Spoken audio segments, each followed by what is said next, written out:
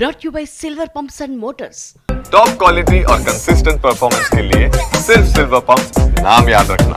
కులగణనలో వివరాలు ఇవ్వాలని వారికి నమోదు చేసుకునే వెసులుబాటును ప్రభుత్వం కల్పించింది. అయితే దీనిపై అధికార విపక్ష నేతల మధ్య మాటల యుద్ధం నడుస్తోంది.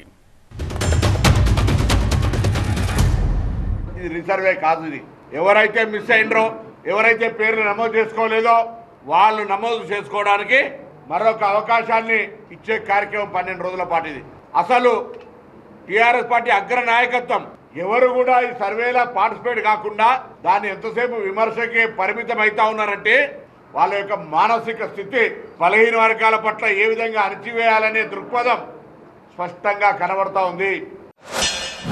నేను ఒకటే అడుగుతున్నా, రీసర్వే చెయ్యము, కానీ ఎవరైతే మీరు నమోదు చేసుకోలేరో వాళ్ళ పేర్లు నమోదు చేసుకోమన్నారు.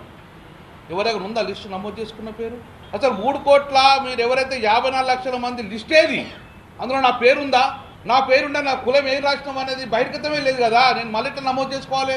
నేను ఒకటే డిమాండ్ చేస్తున్నా, మీరు ఈ 3 కోట్ల ఏదైతే మీరు 64 లక్షల మందిదో 54 లక్షల మందితో కులగణన చేసినారు కదా, ఆ ముసాయిదాను బహిర్గతం చేయండి ఫస్ట్. అలా నేను చూసుకుంటే నా పేరు గంగులకం లాగా ఉందా, నా ఊర్లో నా వార్డు మెంబర్ ఈ ఎవరిలో నా ఉందా, లేకపోతే అయ్యా నా కులం గిది నా బీసీ అని చెప్పి సబ్మిట్ చేసుకుంటా కదా, నాకు అవకాశం ఇవ్వండి.